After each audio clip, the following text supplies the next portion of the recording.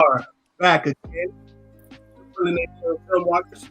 We are Frankly Football. I'm your humble host, Brandon.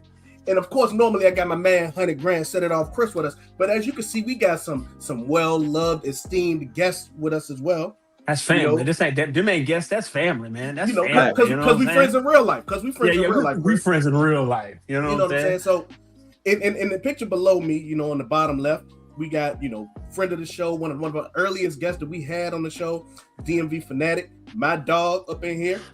And then on the bottom right of your screen, diagonally from me, we got John Herndon, esteemed writer, sometimes insider, and just all around football aficionado. Love that dude, bro. Love this guy to the right of me. Yeah. That's the guy. That is my guy. Yeah, man. So it's been a while since we've done a show with either of you. Since then, the Cowboys have gone through numerous coaching hirings and interviews and things of that nature, and we got I want to say 3 relatively new hires. First, we got Ryan Smith, who's coming in as the Cowboys cornerback coach. Worked with Arizona Cardinals in 2025. That was a unit that kind of turned it around late in the year, for real. Started off a little rough, but late in the year went through a lot of positive changes. John Herndon, I'm gonna start with you. What do you think of the Ryan Smith hire and what he could bring to the Cowboys? I think he's an excellent coach. I mean, I enjoy all of their hires. I think he's an excellent coach. I'm very proud of all the coaches that they've added. But I won't get into the other part of it as of yet until we probably get into that topic. But I think he's an excellent hire. I mean, he's another coach who has a foundation dealing with the back end. I mean, he's not. I think they got several guys who started from secondary and moved upwards as far as how they do things. But no, he's an excellent teacher, excellent background, another outstanding hire. Okay, DMV.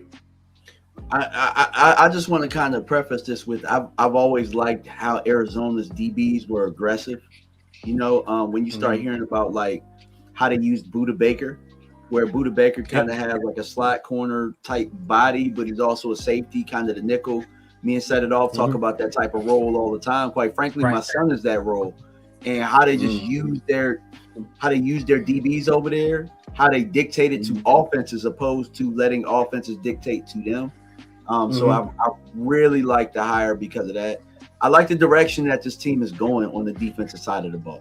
They're building the defensive staff similar to how they built the offensive staff, which you got to give Brian Schottenheimer his credit. Now, I've been one who has been critical of him in his growing pains, knowing that he's going to grow, but only being critical because I can see that it's there and you can kind of see the things that they need to do. I think that looking at the hires, looking at how things are going, I think that he knows those things as well. So I can only really applaud what's going on right now, applaud the front office for the things that they're doing, the people that they're bringing in. And so, you got a stamp of approval from DMV so far. Okay. Chris, what you think? Listen, I like his progression since 2020 all the way to 26. He's going into 26. He's been moving around. He's a former Hokie, so I'm biased out the gate. And so he's there, but he's also moved around from 23 to 25. Being in Arizona, we haven't had. Well, we went last year. We went. I don't know how many interceptions. I think we were like last in the league in interceptions, right? Yeah, had to be up there.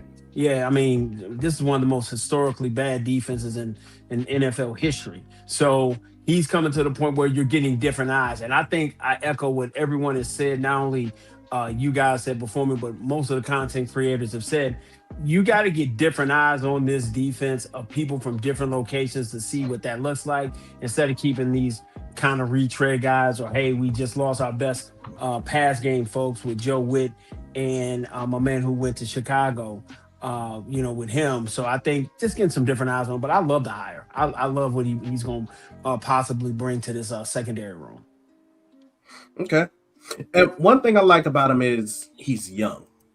That's the one thing I like about Ryan Smith. He's about to turn 34.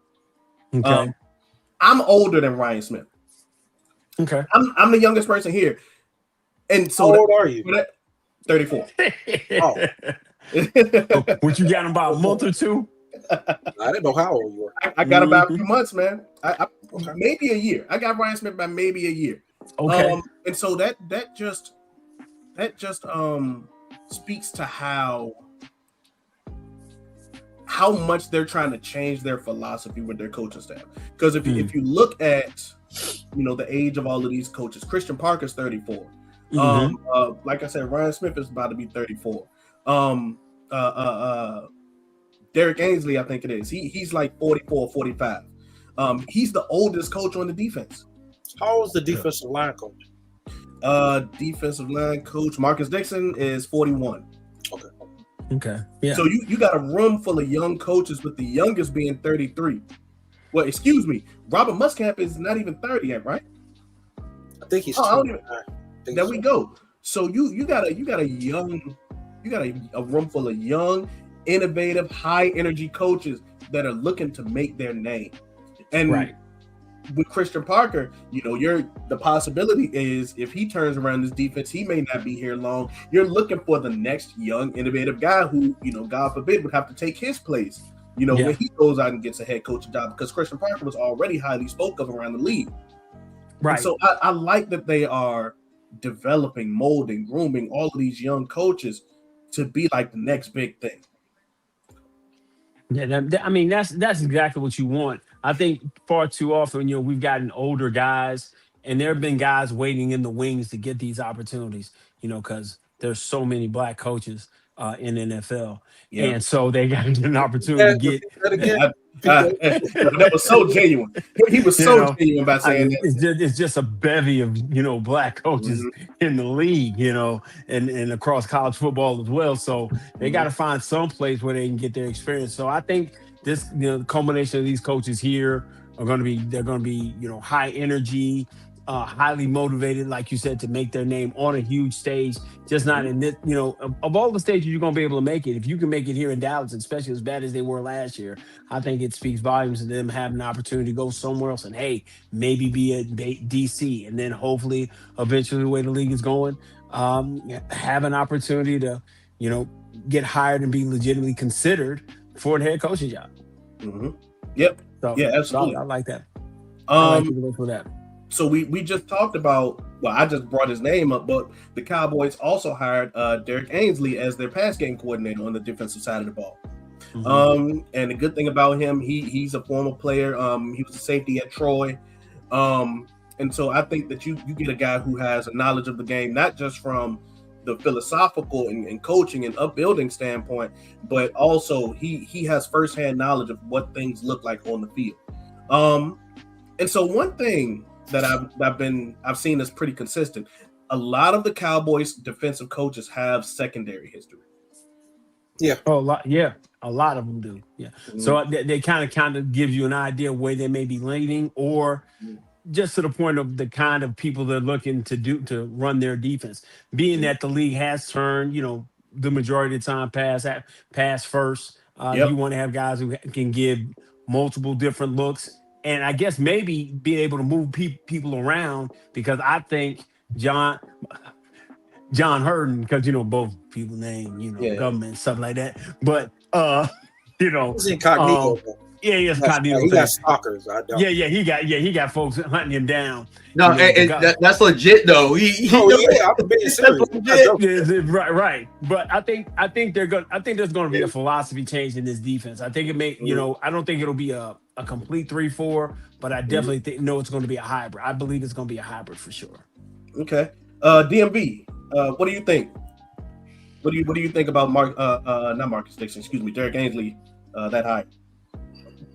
Honestly, like I said, and I'm a preface it and add it with the blanket. I like everything he's done so far. And with the 3-4 hybrid, I think it just fits what the defense is right now.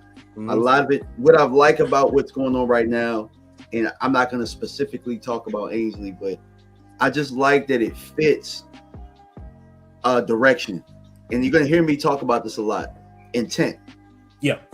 Defensively, and John Herndon, I know is going to agree with me. Over the last 30 years, there has not been a specific intent on the defense. This is the actual I'm no. 30 years is long. With Parcells, there was intent to make it a 3-4. Right. And then when they hired Wade, there was an intent to keep the things in place that they've had, and that was the last times that the defense was really respectable. So now with Parcells, I don't know that they built on it with Wade, but with Parcells, there was a considerable effort to build towards 3-4 and making it a dominant 3-4. And so now they've made an intent to, we're going to make it a 3-4 type hybrid, which fits with some of the hires that they've made. And with that being said, I just think that you kind of stay the course now. You stay the course, and I'm sure we're going to talk about Max Crosby at some point. We're going to get that. You stay the course and you just build on the decisions that you've already made. Don't make any wildcat. Stick to the plan. Gotcha. And that's what I like about the hire so far. All right, I'm gonna have. Well, I'll wait. You got to go with it. Yeah, please. The only thing I'm concerned with is what he just said. I don't know what the plan is. I mean, the coaching, as far as the coaching hires, I love all of those hires. But this team hasn't been consistent with building a defense. I agree with DMV is. Like, they don't seem to continue to stack or have a vision of what that may or may not be. Like, they got pieces, but if they're going to run that Vic Mangio scheme that they like based on the personnel and what I've saw, how he did it in Chicago, then what you see in Denver, and what you see in Philly, I don't know if they have everything. Oh, they don't. Absolutely not. Oh, no, we know that. They got to build it. I don't know what, like, the new defensive coordinator, like, he has that as his background, but I really don't know what he wants to run. Like, just because you come from that background, because, like, Wade Phillips' version of a 3-4 is different than how Bill's version of a 3-4. Sure. Right. I'm just using that philosophically. Absolutely. I have no idea. Until I can see the first domino fall, I'm being very non-judgmental because I love the hires. But if they're going to roll the same chicken soup type of roster that they've had and don't give them the type of resources they need, and I don't think, as great as coaching is, none of them are miracle workers. The guy has no range. You can't make him have range. Gotcha. The guy is not smart. Absolutely. And you can't suddenly make him smart. Gotcha. That's true, and too. I understand the struggles of the defense last year, but it was super simple. And it was just guys that just couldn't process, get in the right position. So we'll see. But I do like that all of the hires are outside the building. It's always good to have eyes that are outside the building. That's not part of what is going on here. But I just that's refreshing because the Cowboys have had a bad habit over the past decades, longer than I've been alive, of hiring friends, people that they're comfortable with, things of that nature. Comfortable is a good word. Yeah. Yeah. And so they've gotten outside of their comfort zone a lot this offseason by hiring people who don't have any skins on the wall, who don't look like them, who aren't friends of friends of friends, and etc. And so yes, that's very refreshing. It gives you a little bit of hope. But John, I want to shoot a question back at you.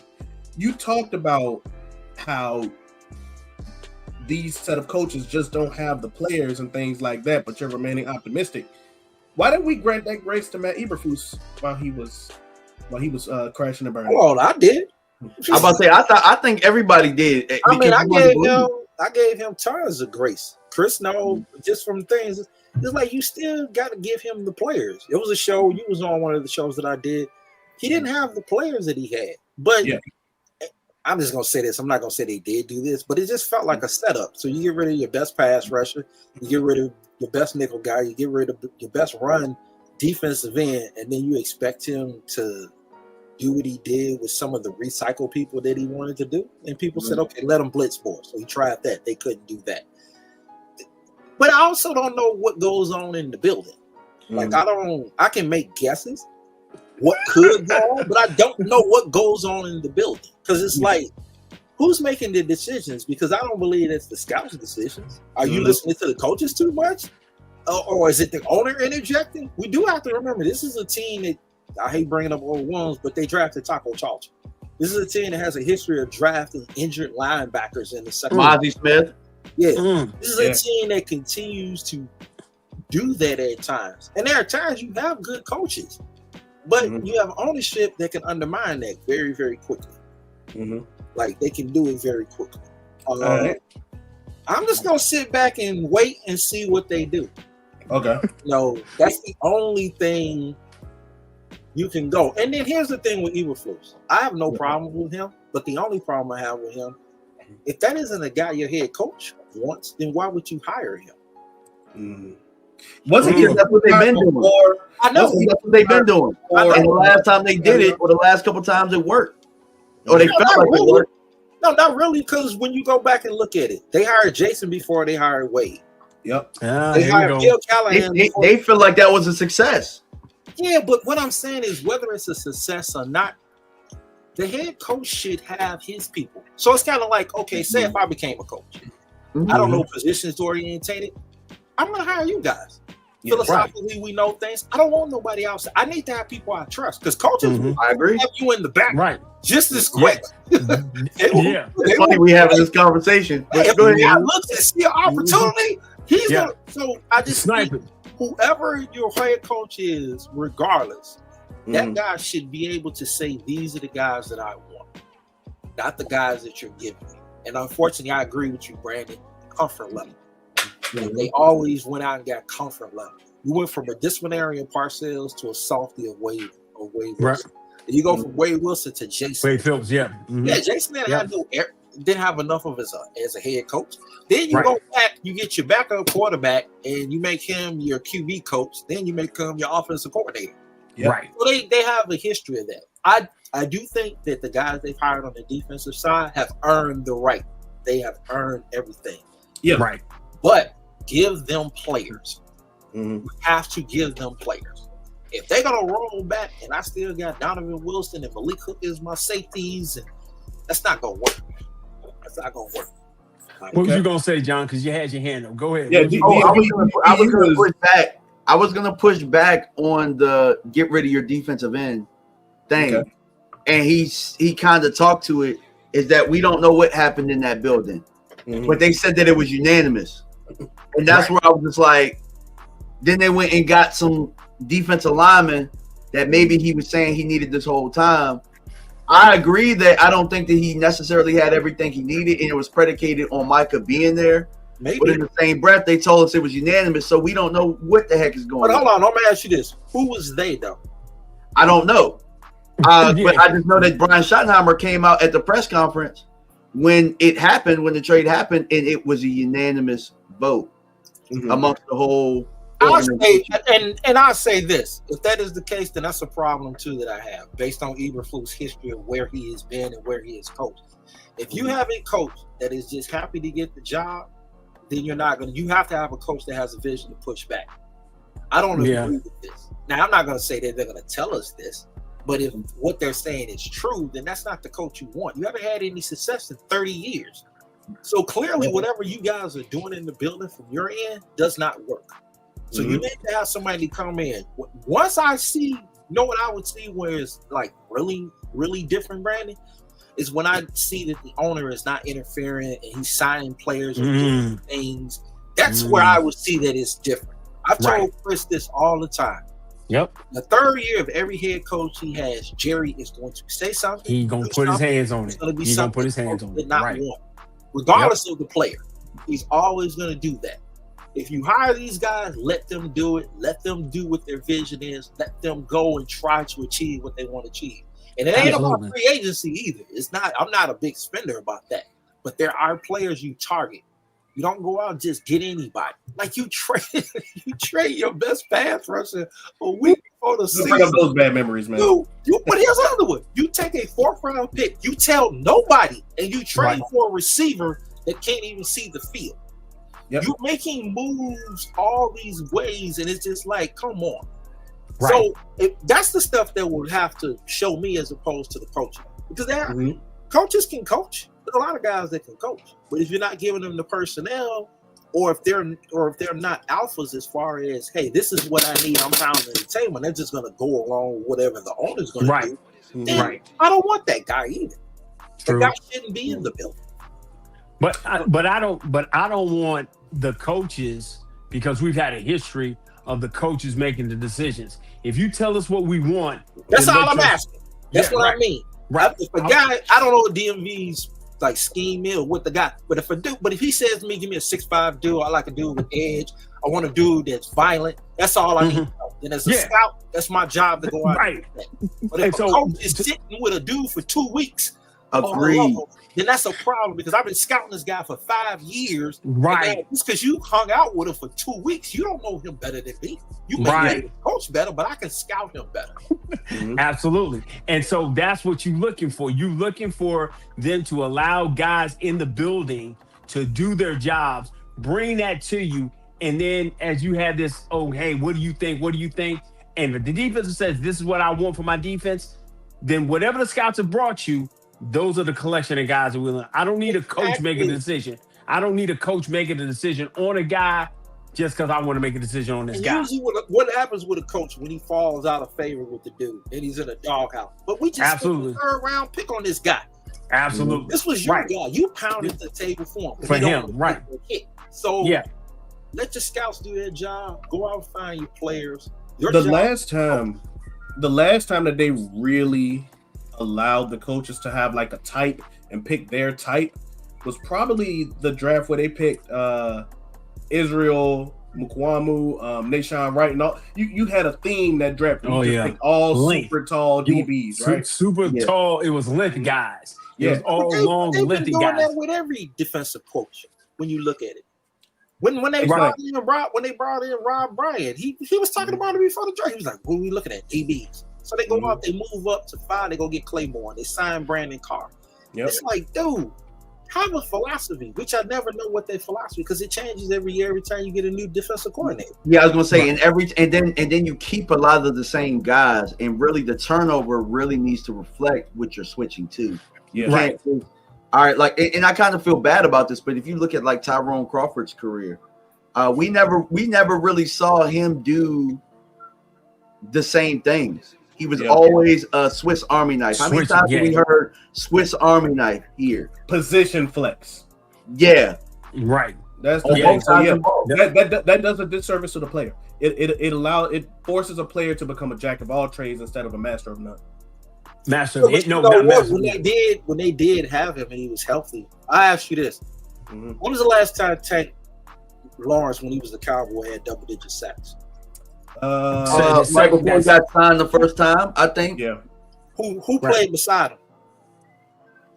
DeMarcus Ware, wasn't it? Crawford. No, it wasn't Crawford played next to him. Crawford played next to him. Yeah, that's right. Crawford was healthy. He was the guy commanding the double team. Right. Therefore, that was a thing for him. But I just think with his size and the amount of money they did as early as they did, you found out he wasn't really a 3-tech as far as doing better. Right. So that brought something to my attention, because D-Law and D-Ware never played together. Didn't they bring in him after he was gone? No. He played together for 1 year. I want to say 1 year. Yeah. But don't that look very similar to what they was doing with Ezeraku, just bringing in with Micah being gone, or actually D-Law being gone? It looks very similar to that. No, I don't think that. I just think they didn't have any edge rushers. Like when you look at it, like what they had at the beginning of the year. They drafted 3 edges 3 out of 4 years in the second round. Name the ones you referring to. So I'm referring to Sam Williams. I'm referring to Marcus Nealon. Marcus Nealon, rest in peace, and then Dominic Ezeraku.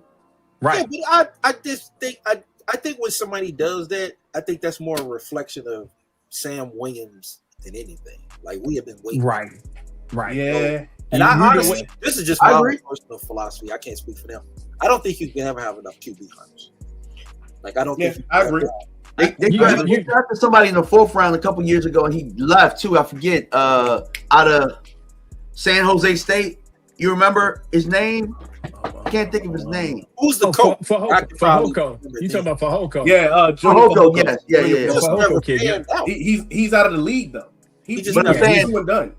I'm saying he was a mid-round. Was he a 4th-round pick? Yeah, I think he was fourth or fifth. He was a 4th-round pick, but he just turned out to be not that good.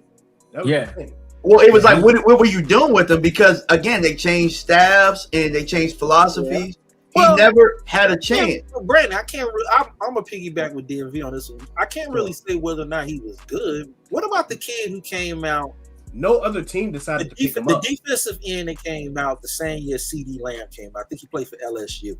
Clayshawn? Chase. Yeah, Caleb on Chase. His first 4 years, not that memorable. But he gets not memorable at all. Yeah, he gets on the Patriots this year. We probably didn't want him. I know I didn't. Well, this year he's played outstanding. Yeah, absolutely. Yeah. He's a free agent. Sometimes it takes a little while for development, but I also agree with DMV. Sometimes it takes the fit of where you're putting the player at as well. And what you're asking him to do, and the people that are around him, what they. I always think if you draft rookies, they first year, let them do what they do best. It sounds like you're saying don't judge rookies. I agree. It sounds like you saying that. I don't even say I don't even judge sophomores. I don't think you should judge sophomores either. I never said don't judge rookies. What did I say about Tyler Booker at the beginning of the year? I said he would be a stud. Yeah, he'd be a stud. Some guys you look at, right? I'm like, this dude's gonna be a player. All I'm saying is don't overwhelm a rookie. There you go. Whatever he does good in college, make that be his focus his first year. Second year, you can expand a little bit. Yeah, you make that bag a little deeper. There's no reason if you're sitting there and say we're all in the room and we're looking at these players, we got to be asking ourselves, okay, I'll be turning the DMV brain. If this guy has to play, right? Can he help? What can he do? Yeah, can he help us? What can he do? If you guys say, well, he got potential, no, then we don't draft him. Right. Yeah. Yeah, right. I agree. Or it depends where you draft him. Yeah. Because if he's got potential, then I'm looking at him. I'm looking at round. Yeah. I'm looking. A lot of guys there's a lot of guys in the 6th round that can play. Yeah, that can play. So my thing is, if you don't have a plan for that guy out the gate, then I'm not going to spend so many picks with him out to go forward. But we've gone through that point where we do our best, or the Cowboys do their best work in those later rounds. And that's basically what the league is made out of. More 5th, 6th, 7th, and undrafted guys. They be missing at 6th and the 3rd and the 4th, man. No, they bumped in the second. No, that's what I said. I said 2nd, 3rd, and 4th. Okay, gotcha. I thought you said 7th. I don't know why I thought you said 7th. They missed a lot. They 2 picks, man. You should be hitting off. And they absolutely. You need major contributors in day 2. Oh, absolutely. Because otherwise, when you don't draft well, you have to spend a ton of money in free agency. And when your team isn't built or isn't the type to spend a lot of money in free agency, and you don't draft well, then you just end up with years like last year on defense, where our personnel just isn't up to par. I think you can't go with the same philosophy that you've had for the last 30 years. I'm going on vacation in March. Yep. When it's time to go to work, you got to go to work. So you got to go spend the time and have your scouts come in with guys who you got your pro personnel that have looked around the league, and you got to bring in. Listen, you don't have.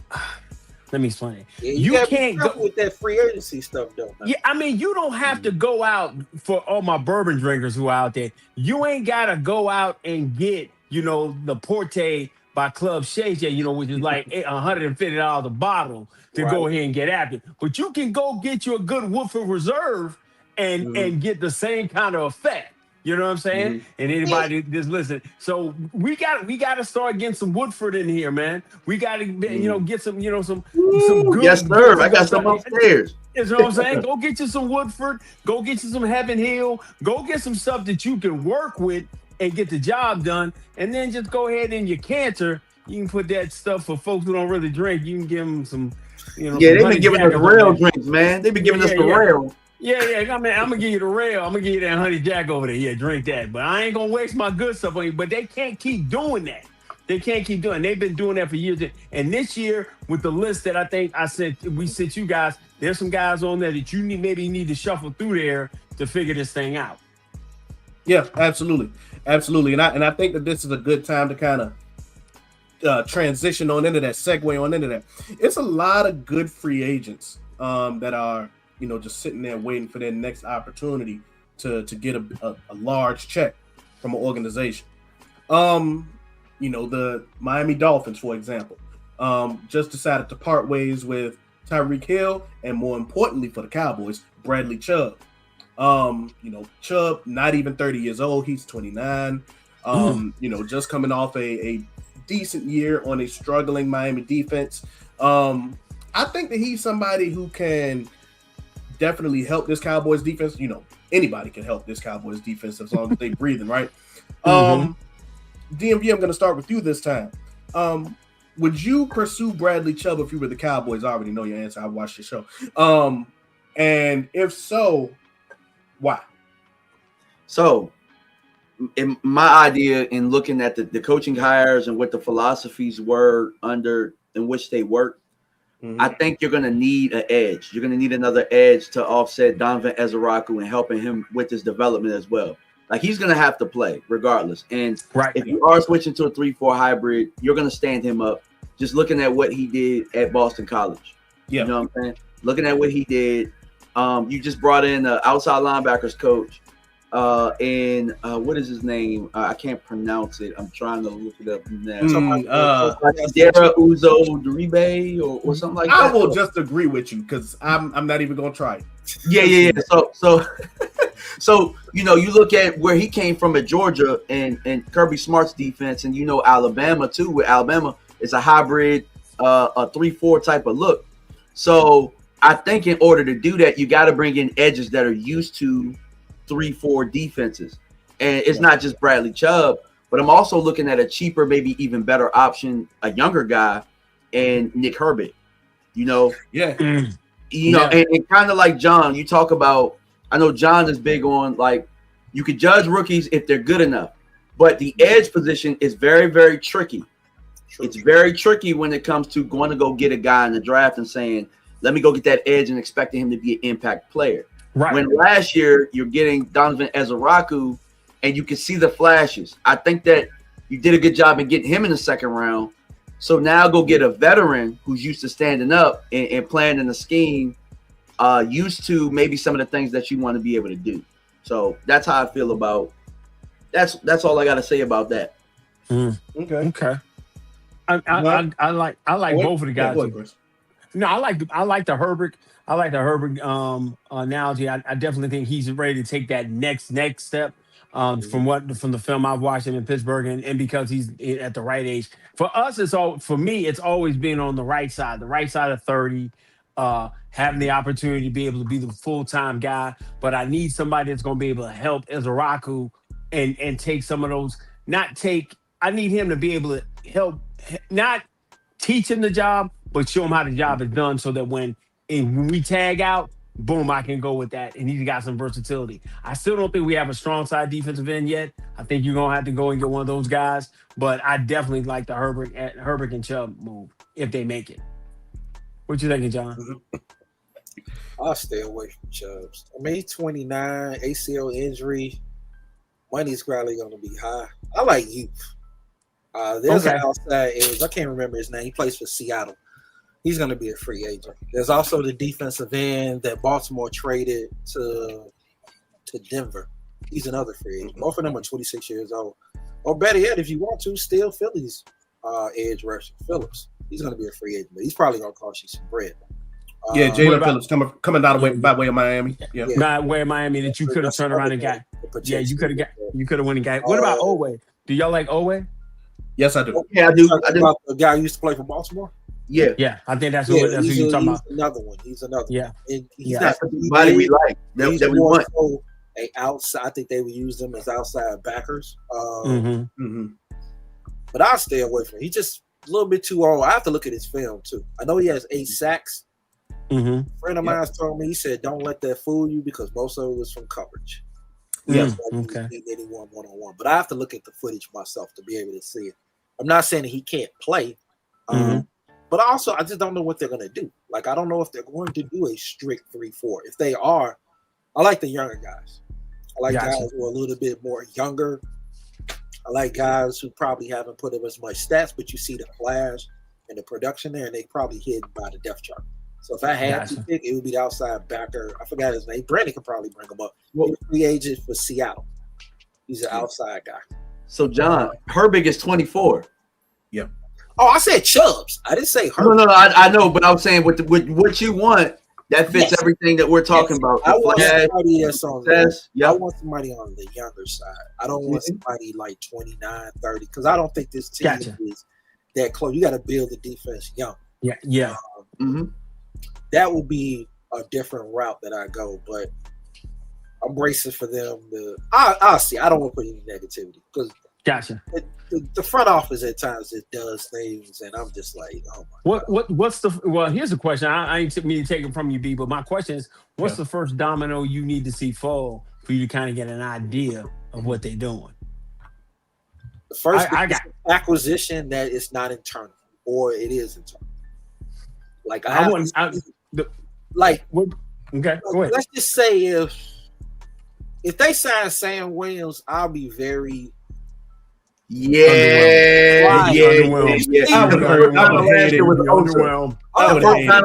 You see the reaction, so you got that reaction. So if they did that, I have to see what they're going to do. Like it's hard for me to know because I don't know what they're going to do. Like, no, you're right. You're right. So that will give me an idea. Like, I'm not even scouting right now because I don't know what they like. Like, I'm looking at guys. If they do a 3-4, are they going to go for someone bigger? Are you going to do a youth movement? Are you going to like? If they start to show that, then I can get an idea and say, okay, fellas, they really are doing something different. Okay. Like, so I would have to see that type of stuff, and also agree with DMV if they're getting guys that are younger, more built like Israel, and they're putting them guys outside, and then they go out.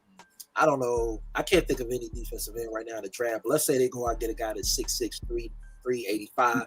Like TJ Parker, I think would be a good defensive end for that. You know what I'm saying? So he they can go out stand and up get or play that. Yeah. Right. Then I can start like, okay, now I'm getting an idea of what the vision of. So you want to see? Okay. Yeah. So if you see them get one of those guys, or they go get a linebacker, or things of that nature. But I'll make it easy. I don't know if the draft will fall this way, so this is all hypothetical. So no one take it too serious. So say one of the two picks is the defensive end that DMV just said, and then the second one is Peter Woods. Then they let Kenny Clark, or they trade Kenny Clark to Pittsburgh. Then in the fourth round, they go out and get the linebacker from Georgia. Then I would be like, okay, you starting to see it. I start to see, and then let's just say they go out and they add Herbert. Then I'll be like, okay, now I have an idea, a little bit of what the vision is. Then they go out and get the safety that's from Philly, the white boy. Blankenship. Right. They go bring get Blankenship. And then they move on from Malik Hooker and Donald God. The building. Then I would Then I would start to say, okay, I can kind of see maybe what they're doing. What they're doing, right? Right now, it's hard to guess, but I do like Herbert. Or if they turn around on draft night and trade Osa and do something like that, that would give you an idea what they're doing. I would think that wouldn't be smart, only because his money will accelerate. Yeah, like that would be another big cap hit. They're gonna keep him. So I think if they were to trade one of their two, because Quentin personally isn't on that board for me. I would think that it would probably be Kenny Clark rather than Osa, just because all of Kenny's guaranteed money is gone. Exactly. So it's much easier to trade him on your books. Mm-hmm. So John, I kind of understand what you were saying. You were talking about going out and getting, edge rusher like Boye Mafe, who's coming out of Seattle. Right. That's who you were talking about, by the way. Rather than trading for something like Herbig is on the last year of his rookie deal, so you would have to give up some sort of. You would have to trade. No, I thought he was an unrestricted free agent. No, this is year 4 for him. Is it? Because I could have swore I looked it up in 2026 was an unrestricted free agent year because he was not a Was he a second rounder? Yeah. Yes. What year did he come out the draft? He would have to come out 2020, 2022, right? 23. Oh, he came out 23. I'm assuming Brandon's looking at this information while we speak. I got it up on the screen. Yeah, but I understand the way that you're coming from because you're not giving up draft value by doing that. You kind of get an idea of what the team is looking to do. Especially up front where you need the most help. So you talked about wanting to get and this is just me just picking with Chris, wanting to get a edge rusher who may be extremely tall, genetically gifted. What do you mean in the 3-4? For their 3-4? Sure. Yeah, but how do you feel about Keldrick Fall? Okay. Go and kick it off, man. Go and kick it off. We got this discussion because I've been having this discussion with Chris. He's been sick. He been waiting to get this one off. I've been having this discussion with Chris for 3 weeks. Yeah. I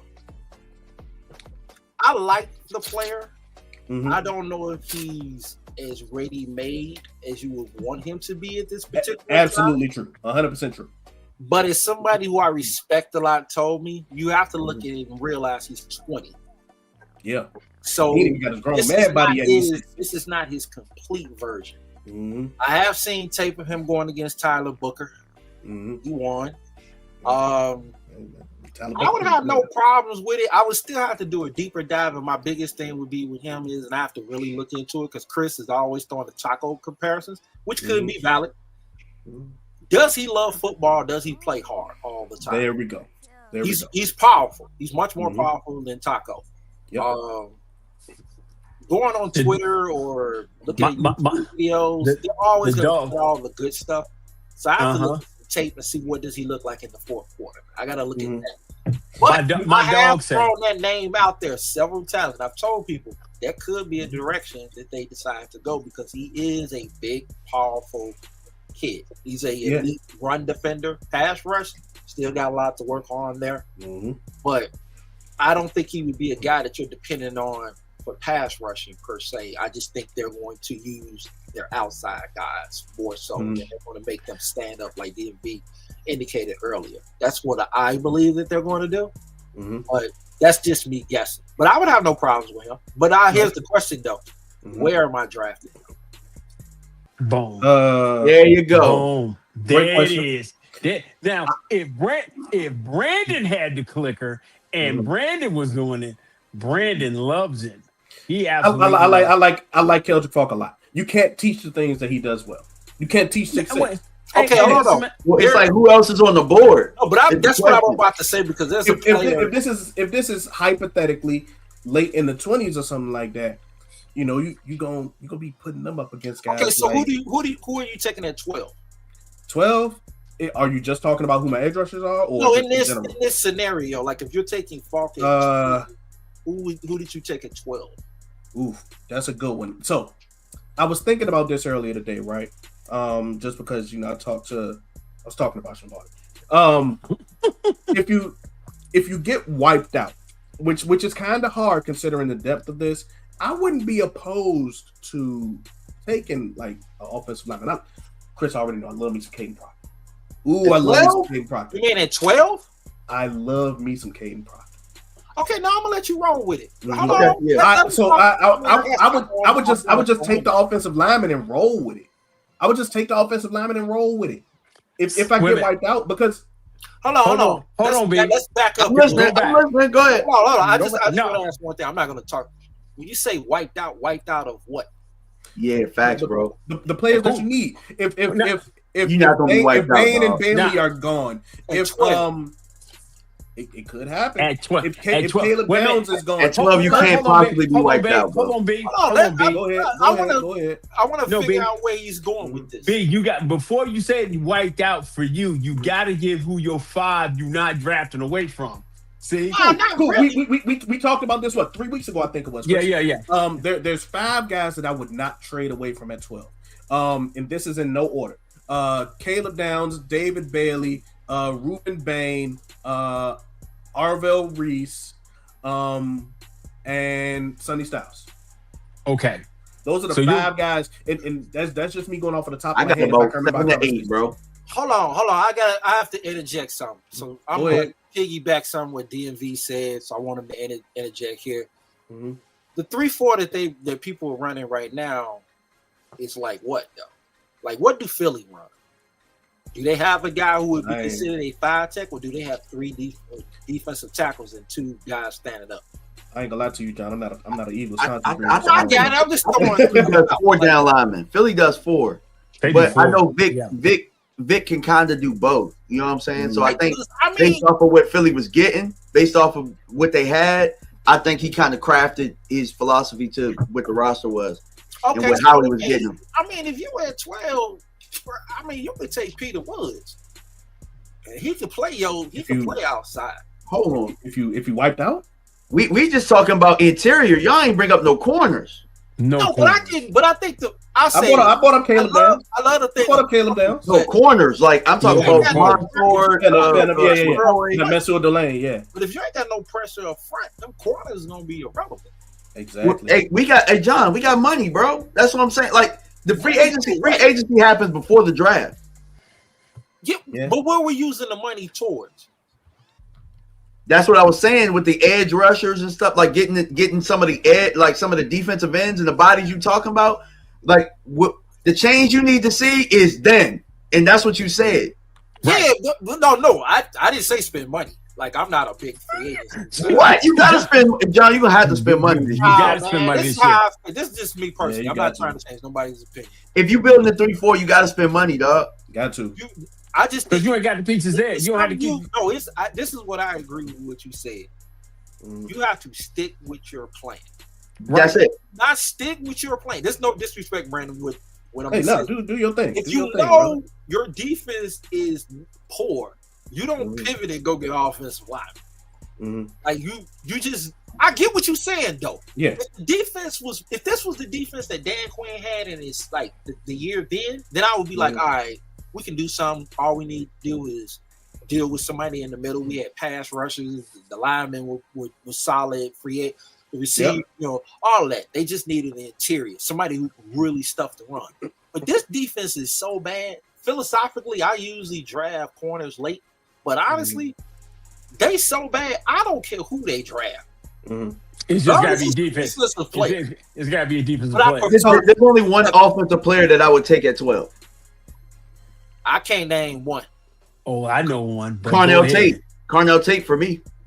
This is the only reason why I can't do that. I'm not saying none of these players are not studs. Bro, did y'all see what happened last year? Like every franchise we played, they put up historical records. Everybody had their best. Every quarterback had their game of their life. Because I know the other one you're talking about, but I'm thinking him at 20. Jeremiah Love. This defense is terrible. The run game helps you though. I am not denying that, but you have a coach who went on record saying that he loves his receivers a lot more than he loves his running game. Well, I'm also remember the George Pickens drama hasn't hit yet, so we don't know what happens there. What drama is that? The franchise and the David Mulligetta and you know what I'm saying how that's we ain't got to that storm yet, and we know it's coming. I think. I don't know if that's the Pickens thing. That's more a philosophical thing with the front office. Like it is, and we can't look it over though. You can't. Yeah, but put it this way: who was the second receiver for Seattle? Don't know. Receiver for Seattle, Cooper Kupp. Right. I'm just big on. I agree with you with the running game, but there are some free agents you can target. Would you like Bryce Hall better? He's a free agent. To be honest with you, and me and you have talked, I like the idea of bringing Javonte back, but he's not going to be my first priority in free agency like you said. Right. Because I think I can wait on that. And I think I can wait on that because I'm not about to pay him $10 million. You know what I'm saying? Right. Honestly, I don't. Yeah, why not? I don't. You said why not? Yeah. Because just because you did it 1 year don't mean that you're going to continue to do that. I think you got the best out of Javonte you're going to get. Yeah, that's kind of where I'm at. Like this is the best we saw, and they still didn't run the ball when we wanted them to run the ball. Right. It still didn't make a difference when it needed to make a difference. He just surprised us. Just because you surprised me, and it ended up being a little bit better or your best year, don't mean I need to pay you $10 million. Yeah, I don't have to pay you $10 million. If he play like he did last year again, this team just has a lot of guys with a lot of money. You got to start surrounding them with cheap right. money. Even if he comes back next year and he puts up 1,600 yards and 12 touchdowns, good for you. Go out there. Do y'all think that Javonte could probably find himself in like a Rico situation where Rico said, y'all don't want to pay me, let's just say it was 10, just hypothetically. They did Rico. They had it perfect for Rico. Yeah, and they didn't sign because they wouldn't have had to pay him much. You kind of waited it out. They could have brought him back for cheap. But Rico thought that this market was bigger outside, and it turns out that it wasn't. Yeah, and the market still ain't gonna be there for running back. That's why. Do you think that could be kind of what happens with Javonte, where he might want 10, but that's not what the market is?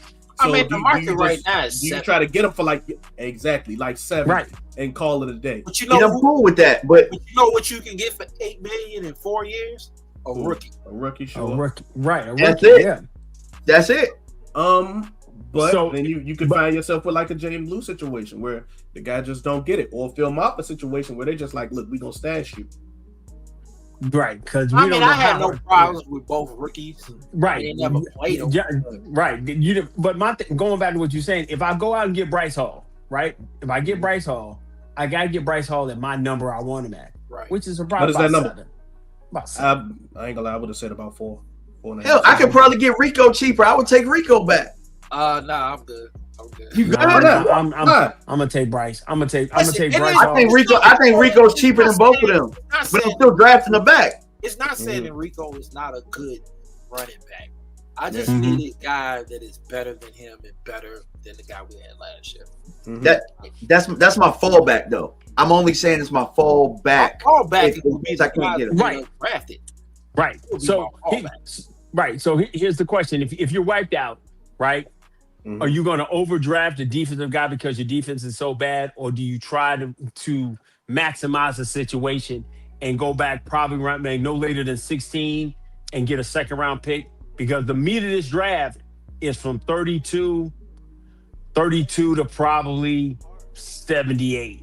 Yeah, I'm about to say like 32 to like 80. I gotta get. I would end that. Chris, I am 71 players in right now, and it's starting to get a little thin. Them safeties in that second round, you can get your premium safety. Like I know, but that's what I'm saying. But my problem is because as John said, my defense was historically horrific, right? Yeah. And I don't want to go from 20 to 112 before I get to add to this defense through cheap labor, because you understand, John don't want to spend no money, right? But I got to get cheap labor, but I can't get cheap labor because I'm devoid of picks in the second and third and fourth round. That's it. So you got to go get something. You can do cheap labor this way.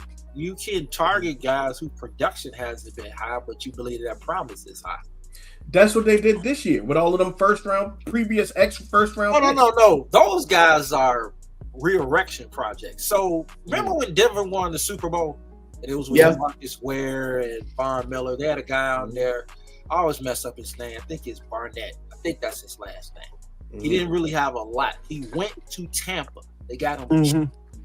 And he flashed. Or when you think of Seattle, when they got Chris Avery and Martellus Bennett. Right. Or Michael Bennett. I'm talking about guys like that.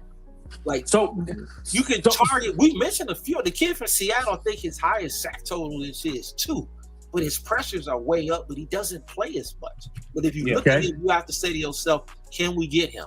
And you may be able to get him. And that's the money I say we got to spend, John. We got to spend it, and it's got to be with intent. You know what I'm saying? I'm fine with that. I'm just one of the people like stay away from these big name guys who are 29 and 30 and 31. Like, I agree. I agree with that unless later on it makes like Clowney, for example, when they signed him. I think they did that as a reaction to Michael Parsons. No disrespect. Absolutely, 100%. So let me ask you this, John. Let me ask you this. How do you feel about Trey Hendrickson? What about him? Like you mentioned avoiding all of these guys who are like 29, 30, ex big names and all of that. He's 31 years old. He's coming. I don't even think he will fit this scheme. And if they were one player away, maybe, but he's gonna ask for like $25 million. Like, you think he's getting that much? He ain't getting it from me. Yeah, and to piggyback what John is saying, right? Do you feel like, because I know a lot of people feel like this, because the type of money you're spending, this is what you're saying. With the Trey Hendrickson and the Max Crosby, do you feel like this defense was that player away from being good? No, one player away, no, sir. No. But I will say this: that's what you're doing. Max Crosby dramatically improves that front, but he don't do nothing about the second and third levels. I mean, if your pass rushes improve, it can help your back end. That's true. I'll just put it this way. But way. what you got to give up to get him? No, but I'll just ask you this: how great? I'll just say this: first, who's the best defensive end in the league? Myles Garrett. Yeah. Okay, so has he massively made a change with the Cleveland Browns defense? I think so. Yeah, but they also have drafted people around him. Yep. Like they have used premium picks in that defense. Well, they have. But what's their defensive rank and how many wins did they get last year? I think they were one. Were they number one? Cleveland? Yeah, I think they were number one. I think they were number one, and it didn't matter for their win total. They didn't have a quarterback. Right. And I just think. I'm not. I'm with you 100%. Right. I don't think you're gonna put that one guy on this team, because even if you do, you got one guy. You could have a bunch of Jags. They were fourth. The Texans were first. Denver was second. The Vikings were third. Okay. Williams is a stud. Did he make Osa and Kenny Clark look any better? Not for a couple of games. Yeah, for like 2 games. Yeah, I think he did. I would say slightly, but it didn't matter at the end of the day. Right. I just believe this. You need talent on every level. The best defense, in my opinion, last year was the Houston Texans. Now people can disagree. Man, I'm cool if they. Keep going. Keep going. But all of those teams have talent on every level. Right? And you have to is too keep bad. speaking, bro. Keep talking. Defense is too bad for you to take the luxury of offensive linemen. But that's what we keep saying, John. You're gonna have to go and find guys that people have walked away from or let walk the streets that have. And that's where your scouts have got to be the guys to pick those people up. You have had to have some kind of semblance of some kind of identity that you're building. I mean, they did a good job when Dan Quinn was here. When they went out and they got cursed. They got cursed. They got cursed. They found a way to get down on Basham, which was a defensive end from the Jets. He was a good signing. Right. But you still need those frontline guys, and you get that through the draft. If the guy is that talented and that good, nobody's gonna put him on free agents. There's a reason that he's a free agent. Or he has, or like you said, he has shown flashes or traits that he can take to the next level. But you gotta be careful too, because that first week money is burned. Yeah, people paying a lot of money. You got to be very careful. You gotta spend. You gotta spend. John, you gotta pay to play. You gotta pay to play. You gotta spend some money on somebody. Yeah, What they get from Greg Hardy? They spent $10 million on him. I mean, what they get from Brandon Carr? They spent what? Record. Hold on. Brandon Carr had a decent. Ain't gonna be no Brandon Carr. Ain't gonna be no Brandon Carr. It's not a slander towards him, but I'm just saying the money that they spent. You didn't see the return, and they ended up drafting a corner in the second round that was better than he was as far as a ball hawk. Mm-hmm. So I'm just saying, who was the guy they drafted that was better than him? I said as a ball hawk.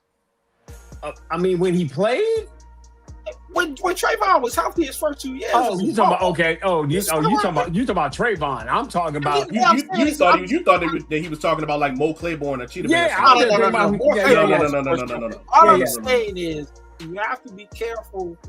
You doing that money, man. It just never returns when you spend big. I seen a dominant player get $100 million to go to the Dolphins and then do shit. But what I'm saying is, I don't have to spend all my money, but I gotta spend some. No, I'm not saying you gotta pay for your quality, bro. I'm not saying that they should not spend. Mm-hmm. I'm saying is they have to be their due diligence. I'm more about who you spending it on as opposed to what you're spending. Mhm. Right. I mean, So let me ask you a question, John. Let me ask you a question. If for 12 you get a premium defensive talent, would you be okay with that 20 if you're wiped out? You can't move back with taking a right tackle. Ooh, man, I would hate if I'm wiped out and can't move back as well. Wiped out. Oh, Hold on. Wiped out as far as what? Because here's the only thing I don't ever believe. Every year, the best teams know how to find talent. Okay, so I'm talking about like you got a first round grade on a lineman, but this at 20 you only have your second round grades there, and you don't have a second round pick. I'm 100% okay with taking a second round grade at 20 because right now I don't have 20 first round grades. Yeah, I just want to know your thought process. Well, you got the only thing I can answer with that is you would have to give me some players, because someone may look at that player and say he's a. So we'll do this. I'm going to piggyback off of Brandon. I'm going to piggyback off Brandon. So if Falk. So you use that. Chris thinks he's a third round? I don't. Hold on. Yeah, I'm third round.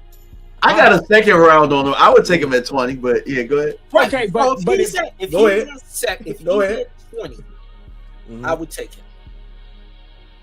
John, you all right with me? I only use that because we talked about it. I'm not trying. I understand he's 20 years old, and you're saying you want to take him there. But if he's there and Mesidor's there, who you taking? We didn't say that. I was taking Mesidor easy. I'm taking Mesidor. No, I was the only reason Mesidor's a first round talent. Just use that as an example because only reason Mesidor to me is a second rounder is because he's old as hell. But outside of that, like okay. So let's go back. I only need him 4 years or 5 years. I only need him for that. So would you take the chance on a hurt guy at 20? No. Jerome McCoy's there. Absolutely. Absolutely. And I don't consider him a hurt guy. Yeah, there you go. That's my whole point. McCoy, I don't look at McCoy as being a hurt guy.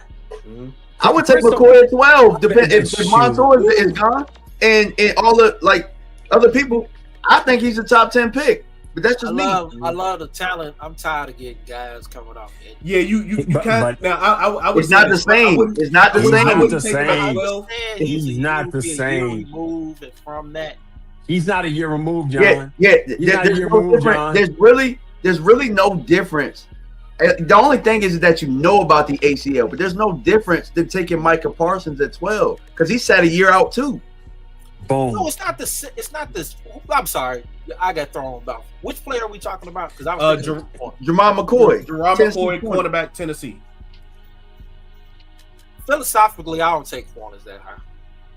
It's just the. Listen, I'm about to say Surtain is the best thing in this league smoking. Who? Surtain. Yeah, Patrick Surtain. I love Patrick Surtain. I think he's a stud. That's who they wanted. But he's saying philosophically, he's not taking a corner. Yeah, I got you. I'm not saying that talent isn't there. It's just philosophically, I always look at the front more so than the back. And because this year, I'm gonna ask you this: you can take. Do you think elite corners can make average pass rushers better? I think it happened in Philadelphia, and they won a Super Bowl. I mean, didn't they have Jalen Carter on that team? That's an elite pass. You talking about interior? I thought you meant like edge. This team needs edge. This team needs edge. They don't need D tackle. No, right. I'm just talking about the front. Pass rushers. Well, I'm saying they already got that. They already got that though. I wasn't counting that. I'm talking about the outside. What they talking need. About the Cowboys? Yeah, they already have that. I mean, I think they got one dude. I think they got one guy. Well, you just named one dude. What I'm saying is, I think Williams is that. I have my problems with that. Right. I have my issues with that. And I also because if they're going to do a 30 front, I could take a defensive tackle that's coming out of college and move him. Well, they kind of already got a guy that maybe needs some development, bigger body, 3-4, Toia. I don't know. That's what he played at UCLA. They played a 3-4. I don't know if he's the bendy type explosive. Right, he's not that. You don't. Do you need bendy or do you need be the occupy and push the pocket back. I want somebody that's going to destroy. I need some pass. I need a 4. If I want to run 4, or at least I got a guy on that. I need to kind of. That's where Falk kind of fits for me. And since Brandon been sick, I've been kind of giving a little look. But I can see that with Falk. But if I'm looking at that point where I'm at 20, because the more value is at 12, that 20 guy, if Mesidor's there or Falk is there, I'm gonna take Mesidor. But I'm still to the point I gotta find a way to get into the second and third. So I don't see us. I gotta find a way to get in the second and third. I gotta. Yeah. There's something on my team. Even if it means I'll even go further, Chris. Even if it means at 20, just trading out of the first. I gotta get those day 2 picks. I have to. I have to get in this. I'll say this. You guys were running. If you was running an organization, kudos. But it ain't like they've been killing it in the second or the third round. But what we need in this case is volume of picks. We need the volume. Disagree with that. I love to have 12 or more picks every year. Like I love to have 6 picks in the top 100 every year. They don't do that. They have a chance to trade players early and get drafted. They sit. That's what I'm saying. Or you got to go do what you're saying. What you said before. You got to go find guys that are on the street who have flash that you can bring in. So they're your quote unquote take day 2 guys. They're your equivalent of it. Accept the reality that you can't fix this in one off season. Yeah, that's probably true. Because right now, I don't believe that. I don't believe. I don't believe that. But yeah, you probably need. I'm not running. Probably need like 7 guys on defense. And say that again. You probably need like 7 guys on defense, and unless they decide to do something different and take part in free agency, yes, you would be very, very hard pressed to change the defense around with mid-tiered free agents. And before you ask that question, John, I'm gonna say something. Listen, me and you went back and forth in your pure disgust of saying, how in the world? This was the pure disgust I got through my text message. Game is on. Man, this don't make no kind of damn sense. Huh? How do you go from being last year not in the daggum? You won 2 games and you won 6 games and you in the Super Bowl. Seattle's sitting here in the Super Bowl and they turned it around in 1 season. Somebody text me that. Somebody text me that. So I wouldn't say they turned it around. They had coach been there for 2 years though. Okay, but they turned it around. I'm not gonna sit here and say you cannot get this thing fixed this year. But they drafted better too. Yeah, but you know what, guys? We're talking here, and I was looking up some of what these guys have played traditionally that we have. And so I was looking at Kenny Clark, and previously with Green Bay, he's played some 0 tech and some 1 shade. And Quentin Williams at Alabama played some 4-eye. Played 4-eye. And you do a 3 technique and sub packages when you go 4. So I think that's what you got. Go ahead. I'm cool with Quentin. I'm asking this of the units, which one is more concerning, your safety unit or your linebacker unit? Linebackers, I'm gonna say it before because he hadn't swallowed yet. Linebackers. My line. Okay, in order to me, both of them. It's like. Which one do you think you can say, all right, I'll be okay with this? Safeties. But I can't be okay with this. Safeties. If you're talking about a room that you can just slap a Band-Aid on and hope for the best, it would be safeties. Linebackers, there is no slapping a Band-Aid on a gash. I agree. It depends, though. It depends, Brandon. Chest wound. What are you talking about? Brandon, it depends, bro. Because if I go get Caleb Downs and he's sitting there at 12, dog, that's a different. My whole. What I'm saying is he ain't there at 12. Yeah, John is talking about a Band-Aid. What position, whether it's your safeties or your linebackers, can you slap a Band-Aid on and have an average unit? You just don't see it because they front 7 is good. I mean, like, could you say to yourself, okay, I'll be good with Malik Hooker, Wanye, Elijah Clark, and Bell, as opposed to that dreadful linebacker problem. Like, when you I'm kind of with Lou on that. I think it was a problem, but I think your safeties were way worse this year. Way worse. Sure. Way worse. I think people were laughing at way worse in comparison, or way worse than your linebacker room. Please explain. Oh, me? Explain? Yeah. Were you saying that your safeties were way worse? There were specific times where I watched in the Chicago game where they pinpointed where Donovan Wilson was and threw it in football there. Yep. He's not on your roster this year. Are you sure? He's a free agent. Let's just go with that. He's not on the roster. Okay. Which we've been asking for years. At least two. I know. So John, what I need to do is I need to guarantee that he is not a backup plan at all. Okay, so let's say this: they go out and get the safety that's with Philadelphia. Okay, you get Blankenship because he knows the scheme. Yeah, okay. So you bring him in, and you're gonna say we're gonna figure out between Wanye, Bell, and Malik. No, I'm done with Malik. Okay, you done with Malik. And your other two undrafted guys, Clark and Childress. Okay. Do you think you can be okay with that just for 1 year? Well, we're talking about philosophy, and we have been. If you're looking at what we brought in, you brought in a philosophy that's back end centric. So I got to get players that fit it. I got to get players that fit that. I can't say because you guys have the experience of building a back end that you could take water and turn it into wine. I got to get you guys the players to carry out what it is that you guys have been successful. And if you look at the background, these guys have had players, and it's premium players. You know what I'm saying? But for 1 year, can I? But what I'm just talking 1 year. Yeah, 1 year. What are you more concerned? 1 year, give me the safeties. Give me the safeties, bro. Give me the safeties. And give my young defensive coordinator something that you feel comfortable with, which is having a back end. So I get him that because I took the guy from Philly.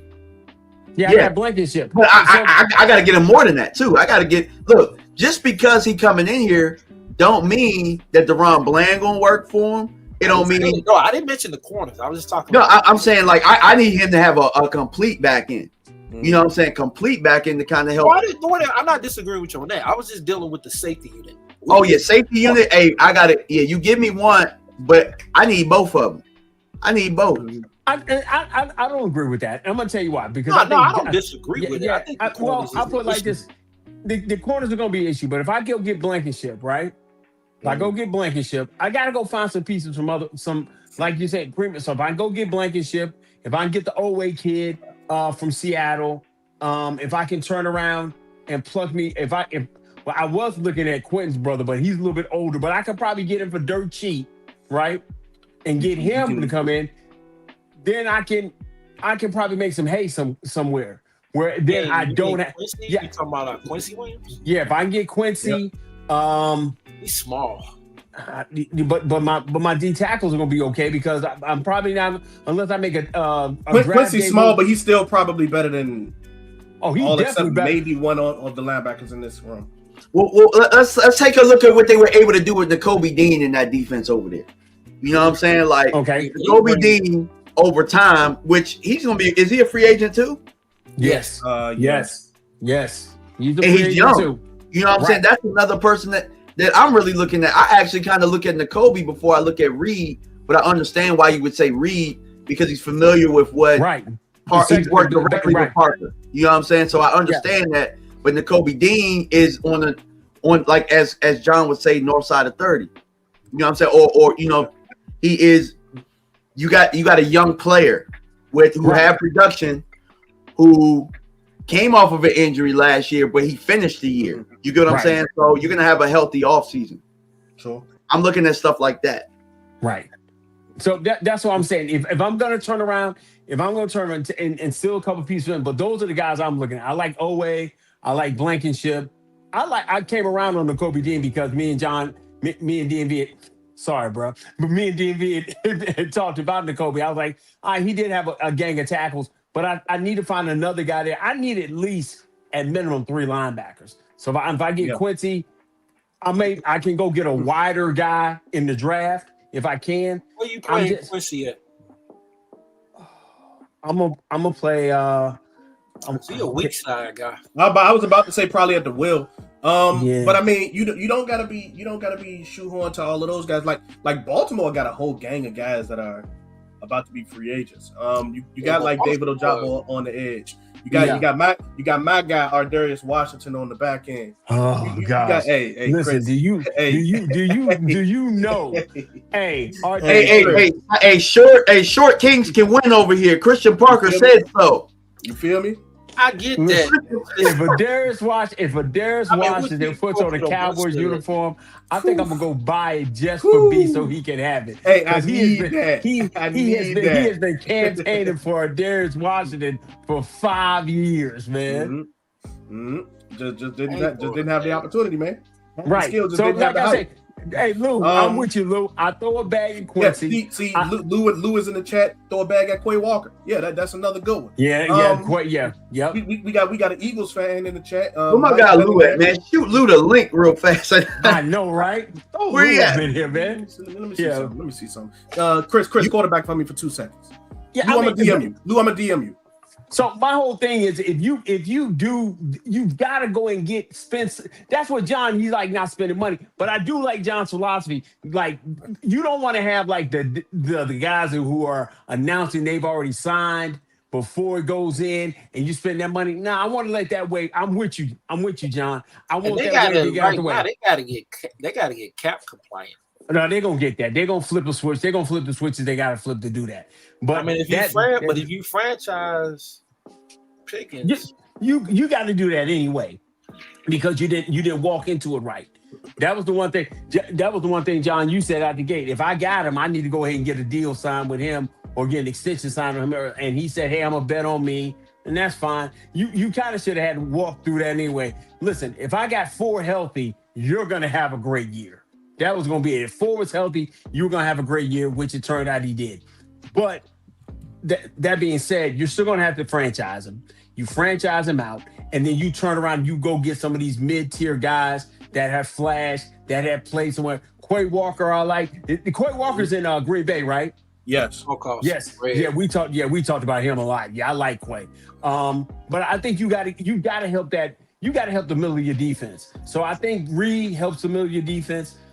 Quay helps the middle of your defense, and then you figure out what you're going to do with that second chase down edge that you really don't have right now.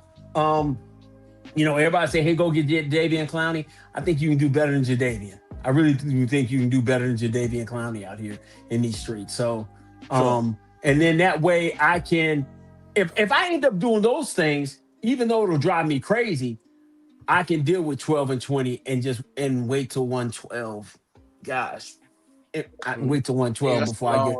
Yeah, that's a long time, man. That's a long time. Yeah. But if I can shore up that middle tier week 2, week 3, and have about 4 or 5 players, and then I can make a draft day move with Kenny Clark. Maybe get maybe a 3. I just don't want to wait that long to go get another good player cheap. Go ahead, John.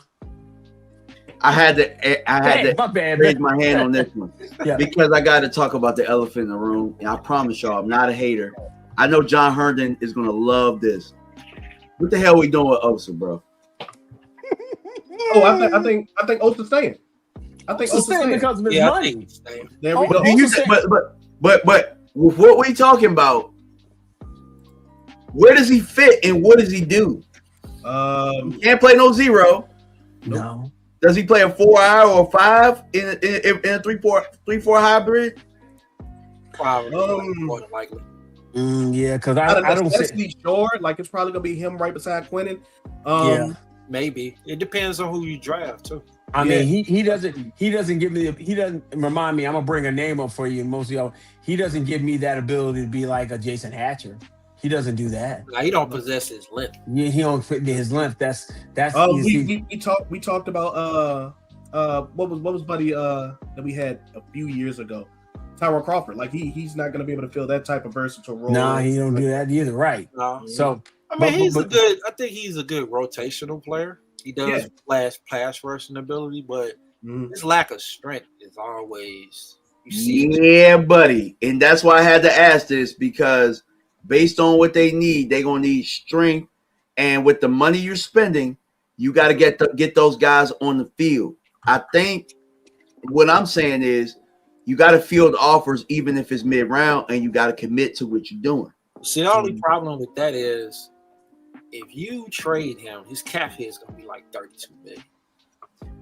Unless you send him to his buddy up in Washington, and he can take half of that salary. Because of the trade, like the wins, that money accelerates. This isn't like the NBA where you can match salaries. That's the reason why I don't see them move off. Not because I think he's like. So what happens if you send him to Dan Quinn in Washington, right? Half his salary, half of that 32 you say you pay 15, right? It's going to accelerate either way. Like the money will go up either way if you trade him. So that's the reason why they're not going to trade him. You just have to fill the role for him. Lessen his snaps, and So essentially, what you're saying is they made a mistake. Yeah, Chris knows this because as a result of the Quentin Williams trade, yes, you could say that. Now they can get away from it after this year, or after 2026, excuse me. But yeah, for right now, he's a good player. I just don't know if he's a $20 million player. He's a really good player. He's a good player. Well, wait, it might not be that bad to where you just take the hit. I'm putting a link in the chat. $40 million over. You're talking about $32 million in dead money. You know what I'm saying? He ain't. Nah, I ain't never taking that big. You got him. He's a good player. You just have to lessen his snaps. And find a role for him. Yeah. Put him in pass rush situations. I mean, there are things he can do. I mean, I agree with you. I didn't want to resign him. Nah, that was one guy I didn't think he had to resign at all. I wouldn't have resigned those. And that's why he's the reason that they have to go hybrid. It's because of him. Explain. You said what? Explain? Yes. Because a guy like Quentin Williams he's had success in college. He was like all his college tape was 3-4 stuff, right? At the Jets, it was more of a 4-down lineman situation, but he has the ability to go, in a 4-eye situation. Kenny Clark was base 3-4 guy, in Green Bay. You're looking at right now, Osa. Where does he go? You have to go 4 down because all right, 3-4 too. Boston College, Dominic Ezeraku stood up. Yeah, he did all the time. Because you're spending the money with Osa. Osa can rush the passer. I mean, so he offers you something. He can rush the passer, but it's like I'm saying you have to go. His ability to line up in different places is limited. Yeah, right. You can't if you're going 3-4 or whatever. Like if you make him a 4-eye or something like that.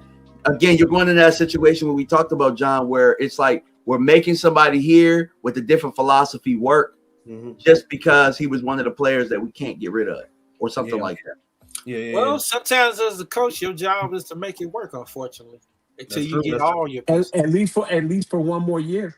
Yeah. I mean, I say this. Let's pause for 1 second while I shout out everybody in the chat who is taking their time out of their night to come out here with us. B Bird is out in the chat. Oh my God, my dude. Tim is in the chat. Cowboys Keystone, appreciate you for being in there. Lou, love your content. Appreciate you for being there. No doubt, Shaheem, my dog, always up in there. Lab, appreciate you. Mike Dunn, you're Eagles fan. Your team is not good, but thank you so much for spending your time with us tonight. So yeah, Agile, thank you. Everybody, thank you so much for being in the chat.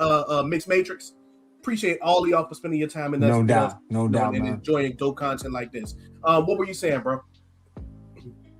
Who be? Yes. Oh no, I was just and look, as we're talking, I'm looking up data and I'm trying to find, and he has played 2-eye and 4-eye before, but not in the 3-4 sense, and that's where I'm just like, that's a lot of money. in a situation to where it's like we don't know if he's gonna be successful with it. Now, don't get me wrong, you're saying that with about every player, but when John Herndon's talking about strength, that's who they're gonna pick on in the run game. They're gonna pick on him. Oates is more of a finesse. He's not a bulldozer. A very strong guy on his opposite side as well, on both sides. Mm-hmm.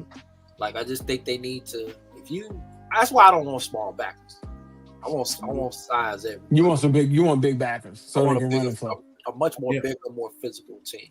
Therefore, that will help them out, but also decrease his snaps and use him in pass rusher situations. He can rush the passer. I don't think he's an elite pass rusher, but he's good. Yeah, he's good. Okay. All right. He might be elite to Dan Quinn's scheme, which I think it will work. You know what I'm saying? Yeah, but also that was a little different too, because they had a plethora. Yeah, Michael Parsons. Michael Parsons. They had him. Like, as much as people can say about Randy Gregory, you had Randy Gregory, you had Fowler. Fowler. Please don't get me started on Randy Gregory, man. So I get depressed when I think about that, man. He can roll out of bed and get 8 sacks. I've been saying he can never get right, man. Yeah. Right. So they have more pass rush. We don't really have that right now on this team. We don't. So if you surround him with better players, I think that will help him a lot. Sure. I think that'll help anybody on this defense. I didn't like to be signed. I think saying, if you have better guys around him helps anybody on this defense. You know what I'm saying? It makes Donovan Azaraku look better as coming in as a second-year guy. It makes might even make your linebacker room look, passable. It does, but I think there are some players who stand out because they are the better guy. Sure. I'm gonna make y'all look better. I don't necessarily right. That was Michael Parsons for us. That was Michael Parsons for us. Right. So that's what I'm just saying is I just think he has to be helped a little bit more because of his lack of strength. So let me go over here. With the way that the Cowboys have been doing things differently in this free agency, and you hope that excuse me, not in this free agency, in this offseason. With free agency looming, and the big story being about, and this is a segue, by the way, and the big thing being about George Pickens. Would you consider trading George Pickens for some elite help on defense? You got to tag him first, though. I mean, sure, that's kind of like a foregone conclusion at this point. Reports have come out a lot saying that they are going to tag Pickens. They're going to tag him. They're going to tag him. At least to create some time. It honestly, that's why I brought up the Carnell Tate thing. That's why I brought him up, because if you're looking to move him, you might have you're looking to flip what it is you gave up, which is picks. Mm-hmm. You know what I'm saying? I don't know if you're gonna have anybody that'd be willing to give up picks and pay him $30-something million. Mm-hmm. So what did Dallas end up giving up for him? A third? Because it was a fourth conditional to a third, right? Mm-hmm. So it ended up being a third. Yeah. So I think that anything higher than a third, you win. Although I don't want to get rid of him, I want to pay him. I want. So Pickens is the one that you talk about, the 1 year, to where it's like, all right, he had this breakout year. Don't mean you're gonna keep doing it. I just see with him and the chemistry with the quarterback that he's gonna keep doing it. You know what I'm saying? Right. I think he's gonna keep doing it. So if you ask me, do I want to sign him? Yes. Would you? If things fall apart, let's say hypothetically, after you tag him, Vegas calls and like, hey, we got Max Crosby for you. Nah. Would you? Nah, because Max is older. You know what I'm saying? Like, George Pickens is young. It enticed me better than that. Mm-hmm. I'll think about it, your scenario, but you got to entice me. All right, so let's just talk about the pick then. Would you accept the second round pick for George Pickens? DMV, you already mentioned that anything over a third, you win. So would you take the light win? I would consider it. I would consider it for sure. Depending on is it a high? If it's a high second round pick, yeah. I'll probably be a little bit greedy and ask for a second and a fourth. Yeah, so I was gonna say I need 2 picks for him. I need a second. I understand that. Yeah, I need a second. Yeah, I need a second and a 4 to be able to because I got to get something back off of that because that gives me 2 4s, and so I'm a little bit closer. But yeah, If I can't I get a don't know if third, the Raiders would be the team that would make that move. Buffalo. Repeat that, please. Buffalo. Buffalo will be in the market for that. But you got to remember that their second is essentially a third. Slow. Huh? Well, I mean, you can find talent in every round. You just got to be good at But- scouting talent. Because the guy who wants to trade for the Raiders, what round was Max Crosby? Because he wasn't the first. Ooh, he wasn't the second. I honestly think the Raiders are going to want multiple picks for Max Crosby, which is why I'm against that. I don't think it's that simple. They will want multiple picks for him, especially when somebody's giving you two first rounders for a corner. And to answer your question, John, Max Crosby was a 4th round pick. Exactly. Okay. You can find talent, man. You just got to be able to look. You gotta be in those rounds to be able to get it. And you're not gonna be there until late. Yeah, if it was as simple as them taking just one of the first round picks, which to me would be the 20, I'd do it. But they're not going. They're gonna want to mortgage a future. Like Micah Parsons went for whatever, and I understand he's younger, but the Raiders ain't looking to. Hey, we just gonna take your 20th pick, or we gonna take your 12th pick. It's just not that simple. I mean, he's older. He's also coming out. He just had surgery. He's gonna be off for 5 months. By the time the season starts, he's gonna have just turned 29. Probably like a week or two before the start of the season. Find me a guy. That's why the guy in Pittsburgh is so intriguing. Because I can go get him. Yeah, and he's young. He's 24. Yeah, and he's younger. He's 24. That's so why if you're gonna trade, like you gotta consider that possibly. And also too, they're gonna have, a philosophy change over in Pittsburgh as well. And maybe he's not part of the future. So let's say it's the Raiders. Let's say it's the Raiders and it's pick 33. And they call, hello, DMV Fanatic, Director of Player Personnel for the Dallas Cowboys. We got pick 33 for George Pickens. And that's it? What you doing? Pick 33. Okay. That's it. Pick 33. Let me get back to you. Right. Because I need 33. I need a second. If it's 33. 33 is the second. 33 is the second. No, but I'm getting him 20. I'm getting him 20, right? No. George Pickens. Hold on, let me see. What picks do the Raiders have? The Raiders have, Filibuster and I'll let you know. I need at least 2 picks for that guy. I need 2 picks for him because I'm going to drastically. I'm gonna downgrade my wide receiver room, even though I think. All right. So the Raiders got 3 4th round picks. I need a second. Raiders got. I need a second. And I'm gonna push second and third. I'm gonna push second and third, and maybe I get a second and 4th. I don't think nobody gonna bite on that. So the Raiders' 3rd round pick is 67. So and by the way, their pick at the 2nd round is 36, not 33. So would you take pick 36? And I would tell him I need this. I would tell him that I need 36 and 67, but I would take 102. I would take 36 and 102.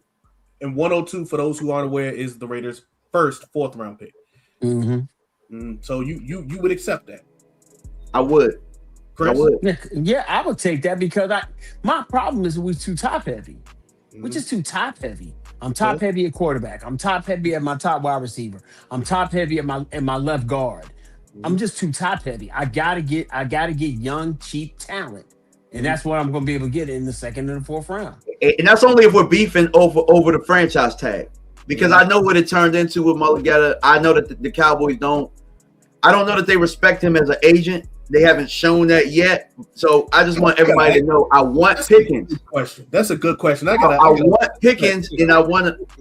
I just think that's just business, man. Like you can't. I hope it is just business. I'm gonna ask though. I'm gonna ask because my phone ain't gold, but it's like stainless steel or something like that. I'm gonna ask somebody. They did when they franchised that the first time. And all the back and forth for that. And it's with Todd France. Yeah, they went smooth. It's just business. You can't let your emotions get involved. The game is the game. Yeah, understand. You would think about this, right? And I understand what Pickens meant to this team, but ultimately you won 7 games. You won 7 games. Right? Worst defense. So if I could take a 3rd round pick and flip that for a 2nd round pick and a 4th. I win. Because we won 7 games. Right. Now, John, you was over there rubbing your chin. What are your thoughts? I agree with DMV. I like George Pickens. I think he's a nice player, but I have concerns about his little slump. That's a lot of money to pay a guy who has a slump for about 3 games where he's not there. Didn't Justin Jefferson have a slump? We're not talking about Justin Jefferson, though. Yeah, he had no quarterback. Yeah. Well, I think why he had a slump is a different thing because I think they was trying to keep that value down. But that's just me. I don't know whether it is or not. Like, I'm just going by what I can see. Yeah, okay. Did Brown have a slump? I mean, when I'm paying you $35 million, I can't have no games with you not there. I mean, but you also got to call the offense like you was calling it, and they wasn't. Yeah, that's the whole nother. Oh yeah, hey. Yeah, I know. We've been here for a whole nother hour. And that's the thing about the offensive play caller. I also look at how you run hard, whether the ball is coming towards you or not. This is not a slam against the player. I think he's ultra talented, but you're gonna. I would have no problems with it. They call it's a 2nd round pick. I'll pull the trigger. And for you, it's just like the game is the game. That's the only way you're taking it. You need to improve your roster, and he's the least. I don't get into Carnell Tate. I always look at it. A long time ago, I saw Dak Prescott throw to Bryce Butler, Cole Beasley, Terrence Williams, Jason Witten, half a season. Old Jason Witten. Old Jason Witten. Yeah. Turn around and fall down, Jason Witten. Nah, he wasn't that old. He wasn't that old, but he was older. Yeah. And half the season with Dez Bryant. Talking about 2019, right? 2016. 16. Oh wow. And he won 13. He won 13 games. But that's when he had an elite running back. And he had his legs under him. Yeah, he had an elite running back. And he had his legs up under him too. Well, he had a better offensive line. He had a better offensive line, but he had an elite running back. Now, the one thing I've always seen, a running game and defense will travel in any weather. There you go. And when it starts to get cold, your receivers are not as big. One thing DMV did say, which I completely agree to get on, you had them last year and you only won 7 games. So philosophically, your shift has to change as well. I mean, the best defenses were the ones who advanced. So you still, eventually, you have to stop people. You have to stop. And so I would have no problem. I never liked the trade myself, even with the end result. It's not because I don't think he's a talented player. I just think they have more issues. Hey, can you put that comment back up from Agile? Shout out to you, sir. Shout out, man. So 3 is definitely one of him ones. Sign him or move him. Just don't wait to the last minute. Come on, right about that. Like it's like this. Got to be before the draft. You can go with different alternatives. Say that again, DMV. It's got to be before the draft. That was my only issue with Micah. Sorry, John, to cut you off, but it's got to be before the draft because you maximize the trade. I don't think they maximize the Micah trade. Well, see, the only thing is this hard to do any leverage here because if you tag him, a team is still gonna have to pay this dude a ton of money. And we've seen receivers be moved for draft picks through the league. They have did that. Teams have just said, hey, I'm not paying this dude $35 million. I'm just gonna give me a young receiver. Philly about to do it. Yeah. I'm sorry, the receiver that led the league in yards, I think, catches, how much are they paying him? He's on a rookie deal. He's on a rookie deal. Rookie deal. I mean, here's another one. Carnell Tate. Out of all of these great receivers throughout the years, the Megatrons and the Julio Joneses and the Randy Mosses and all that, what Super Bowls do they win? Right. But that's what I'm saying. You're going to have to make that move. You're going to have to make that. The problem is somebody's going to have to pay him $35 million. Exactly. Somebody's gonna pay him $35 million. Somebody's gonna, and he's not gonna give you the hometown discount for being here. Because this ain't the hometown for him. Because this ain't the hometown for him. Right. There's no hometown. Right. Players don't get discounts. They love money. Because they did, JJ Watt went somewhere else besides Arizona. Yeah. They go where the money is. And the thing about it is that his agent, he just doesn't get normally, hey, let's give this guy 5% more than the last guy. Mulugeta blows it out the He water. gonna get 36 mil. That's his job. He should. He'll get 36. Okay. All right, that's his job. Right. That's his job. He gonna reset the market. So because you know he's gonna do that, you might as well get ready for Tolbert, Flournoy, CD. I was free agent. Is he a free agent? You can get him back for damn near next to nothing. But I can find a Tolbert in an undrafted free agent. True. But that's why I agree with Agile. And I'm saying, if this is the guy, you put 36 mil aside if this is what you want, and don't play the game. Right. Don't play it. Don't, you know what I'm saying? But unfortunately, that's what they do. But yeah, true. And I'm saying intent. You know what I'm saying? Because with Micah, I don't think they wanted to pay him 46 mil, but they were prepared to pay him 46 mil reactionary when Mulugeta played the game. Right. They, like Nick Eatman reported, they went up to 46. The number was 47 because Dallas was willing to pay him 46. Right. Yeah. I know for me, I know a couple weeks ago it was I'm doing everything to keep him here. But I'm just saying the amount of money you're going to pay him, you got to figure out something. I mean, the money ain't the player's problem, if you want me to be real. No, I just feel like it's tough to make your offense worse for the opportunity to make your defense better. You know what I'm saying? It's tough to make your offense worse for the opportunity to make your defense better. But you got to make the defense better because no matter how good your offense was last year, you won 7 games. Who won the Super Bowl this year? Seattle. You ain't got to tell me, bro. Okay, so what big power receiver did they get rid of? Oh, they got rid of both of them. They got rid of DK. They went out. They went out and got. They drafted. Okay. Yeah. So who they draft? Who they draft? No, they already had JSN. No, I'm saying that, they had JSN. So they had JSN. But my whole point is they moved that whole room because they ended up getting a dude. Like nobody said at the time. It was just like, oh, damn, you already got so and so, and now you got JSN. But JSN, they essentially made their offense worse in order to make the defense better. Mm-hmm. I don't know if they made it. I don't know if they made it worse because they also leaned on paper. On paper.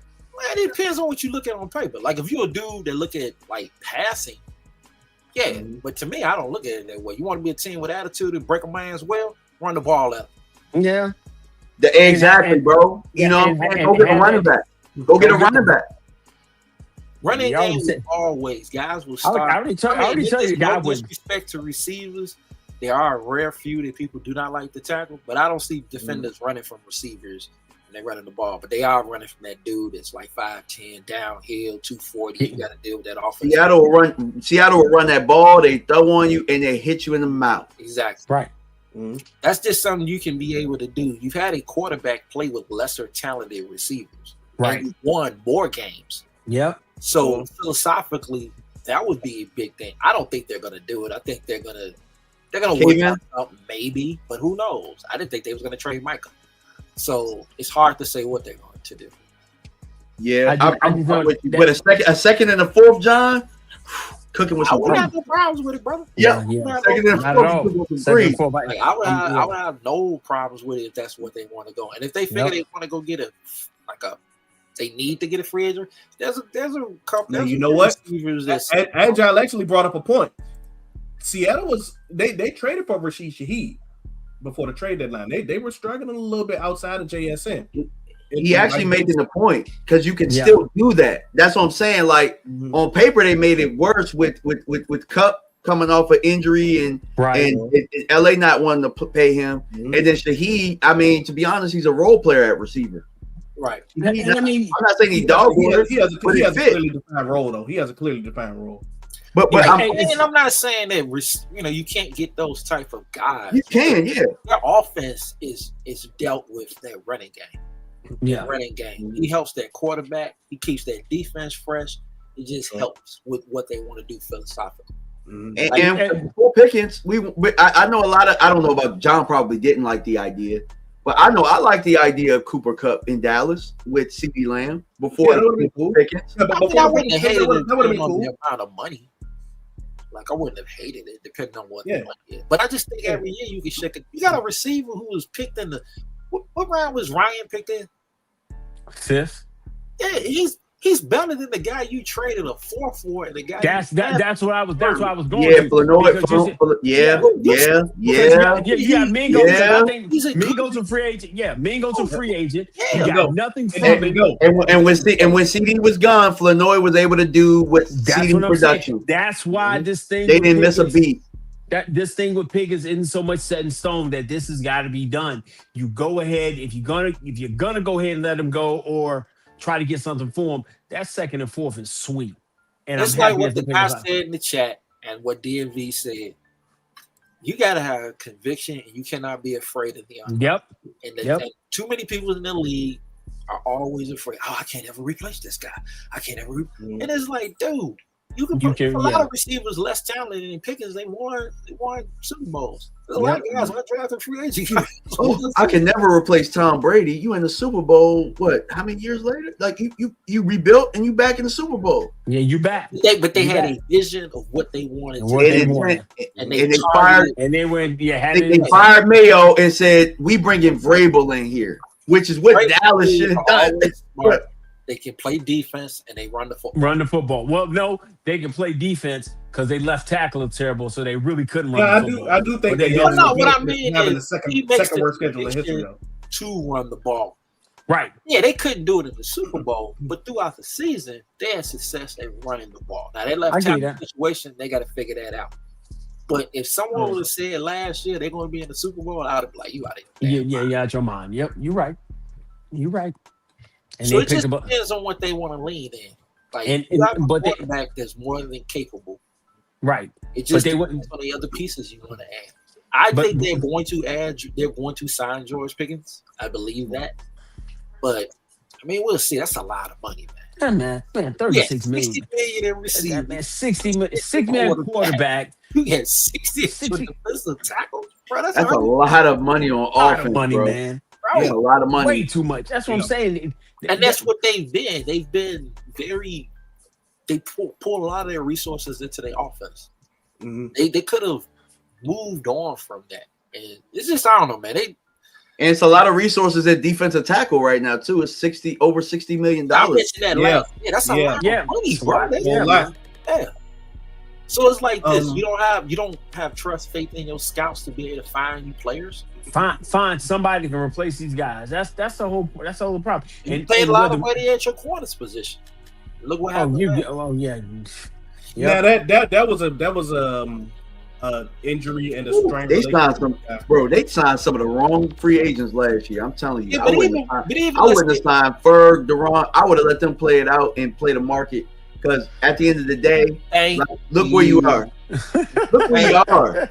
Chris, no, I'll be killing. Oh, man. When it comes to tight ends, Dak Prescott. You signed Osa. Sorry, hold on, wait. You signed Osa, Duran, and Ferg. Yeah.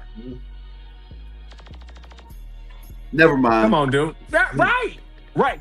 You changed philosophy on defense. You signed a nickel corner who said, "I'm demanding to play outside." And here's the thing: I've never seen a team extend a dude that had less than 500 yards and I think 2 touchdowns. I've never seen one. You paid him top 12 money. Here's another thing: it's nothing against Deron Bland. Yeah, Dallas has had a history of finding slot corners. They found him. They found in the fifth. They found a history of finding corners. They find corners. No, they do. But I'm just sticking with because that was his position, and I had guys. Well, you pay slot corners a lot of money. You know, they had Jay Lou, they had Lando schedule. I'm like, you know how many dudes they don't find? That's fine. They done found dudes. Like corner overall, they've had. So it's like, why would you have to pay that type of money? I wanted to flip him once he got 6 touchdowns. I want to flip his ass so damn bad. Yeah, he was supposed to go a year early. Here's the crazy thing. Somebody would have made him a starter, and you would have flipped it just off a compensatory because he was a 4th round pick, bro. Yes. Oh my God. No, Brad was a 5th rounder. He was a 5th round too. You would have flipped that too. Man, listen, turnover has been an issue. I am quite certain if they would have flipped him, they would have got nothing less. They should have traded him. They should have traded him last year at the trade deadline. Yes. Right. Once he did what he did, I told He was him at his height of his value. You would have flipped him, and you probably got him for maybe a third for him, and be able to get up out of there. But you know, but you never know because even though I think this player is better than him, people just traded 2 first-round picks for another corner. Of course, he went higher, but the You talking about Sauce? Yeah, You talking about Sauce? Yeah, smart. I'm not saying he's soft, but I do think you at least would have been a third. You probably Absolutely. Hell, you make You finding dudes like that to miss out on Christian Gonzalez is in the draft this year. They overvalue their talent. They've historically done that. They've historically heavily valued their talent. Sometimes signing the wrong guys. Now I do think like the jury's still out on Black. Like on Black.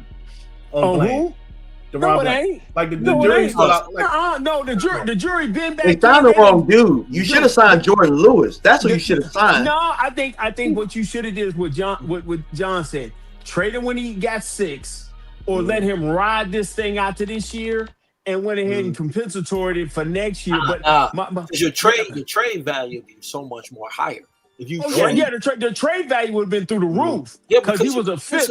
Your compensatory gets factored in what free agents you decide to sign. Right. So trading him, that won't affect you.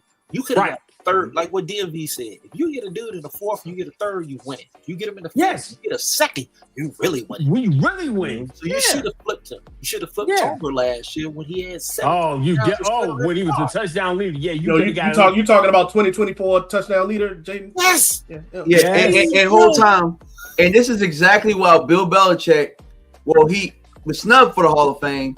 But this is what Bill Belichick had been doing for years. You talk about Deflategate, you talk about Spygate, all that other stuff. Don't matter. He still won 3 more rings, and this is what Bill Belichick been doing. And he's been doing this game for a long time. And that's why they were relevant as long as they were. Absolutely. Bill knew how to get rid of you a year before everybody knew that I could replace you. Get rid of a dude when you see his value. Unless he is a special, rare air kind of dude that you look at and like, okay, this guy's something. Bro, Ferg, I never understood that one. I was like, why do y'all re-sign him for? Now let me ask y'all this: Do you think that Ferg was like a Dak contract, like somebody that Dak just got along with and demanded that? I think Ferg is replaceable. Is what I think. I agree, but I think that sometimes your quarterback has guys that he just wants. But he's made any tight end look like they were. I mean, even though Schultz went and played in Houston. He's had pretty good years. I think he's had way better. He's had better years. He's serviceable. Right. Dalton Schultz was definitely better in Dallas than he has been in Houston. But my thing is, that's how Dak Prescott is, though. That's how Dak Prescott is. Yeah, that's what I'm saying. So you could have found that. You could have found what Schoon was going to be. Schoon had to put up a makeup. You would have found that. You had guys there. You didn't have to pay him. No. Here's the crazy thing. Look at it like this. If they're on the free agent market, right? Because both of them can't block worth a damn. But you got Ferg and you got Kyle Pitts. Which one are you taking? Hold on, stop. Go stop. Because my God. I'll take that one. Hey, hold on. John, don't get that. Yeah. I didn't get a chance to talk to you.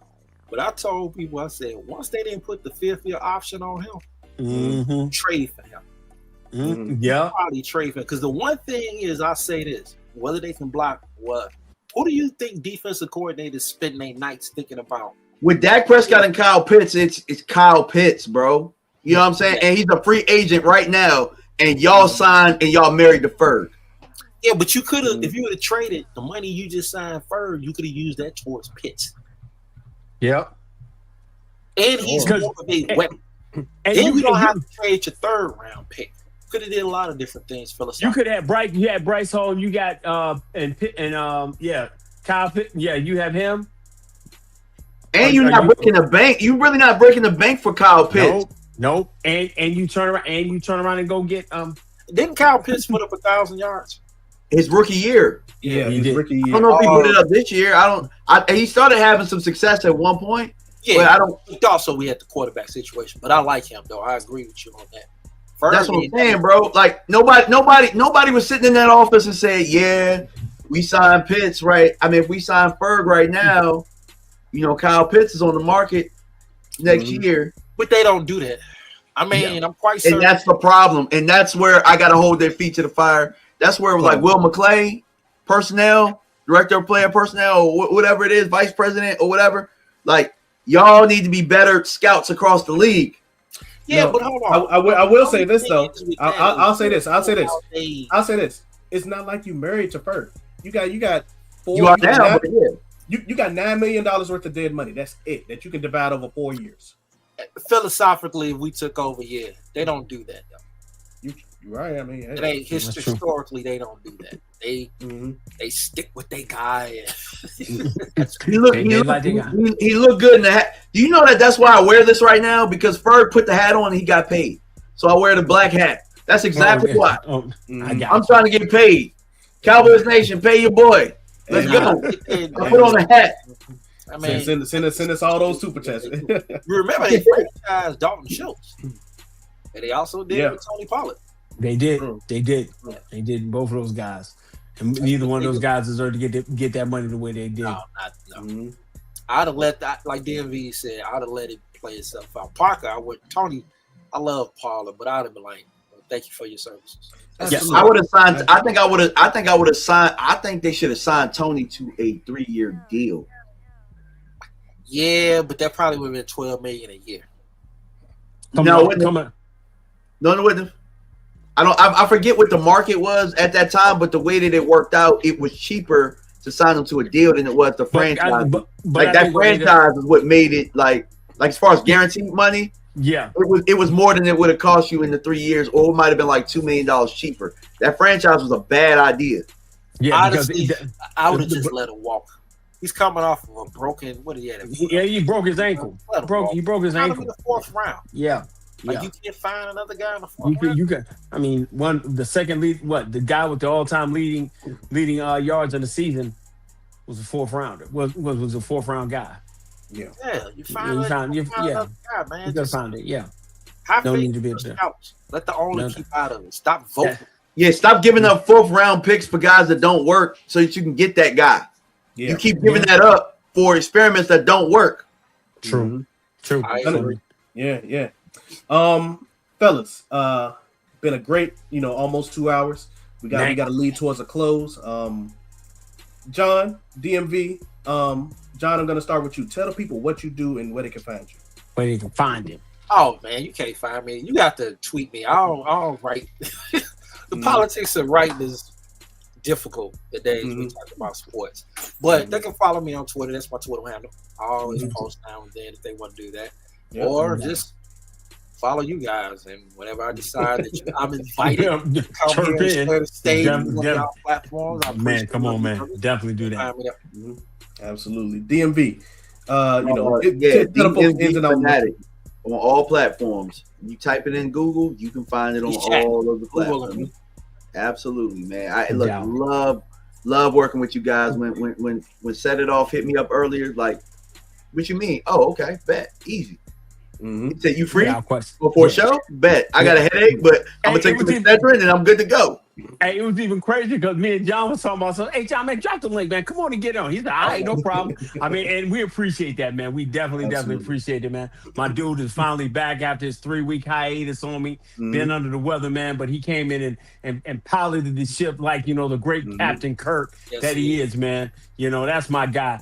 I'm Scotty. I'm back in the engine room, dude. Just make sure this heifer don't blow up, man. And, man, anytime you want to catch us on some dope content, man, we are at Frankly Football, man. You're going to catch us all over the place, man. We got a pretty good flow in the community, man. I don't think too many people would say, hey, I don't want to talk to those guys, man. Top dogs know who y'all are, man. Top dogs know. I just got to do it more. That's it. That's it, man. And, man, thanks to everybody that jumped into the chat with us tonight. My guy, he's still nursing his way back, where other guys at 85%. I'm losing my voice. Yeah, at 85%, man, they can't go. This guy's at 85% and still giving us the best work, man. But listen, please look for us, man. We back a little bit more. We'll be back on tomorrow. We got my man B Bird gonna come rock with us, man. And we just gonna keep putting this thing out, man. We just trying to put this thing together. Yeah, we're gonna definitely drop some more draft stuff and go from there. But one thing we always want you to do, the 4 things you got to do, man. You got to like, you got to share, man, and you got to subscribe, man. It don't cost you nothing to hit the subscribe button. I subscribe to more people on YouTube just because, hey, they got something like, I'll subscribe. It don't cost me nothing. And do that, man. But we also like you to comment, man. If you comment, saw something the DMV dropped on you, hey, comment it. If you find that John Hurt, it's like, man, that dude's kind of articulate. He's smooth. Yeah, give us a comment there, man. But we always wanted to do that for you, man. We together, man, along with our host, man. We are Franklin Football, man. So until next time, peace.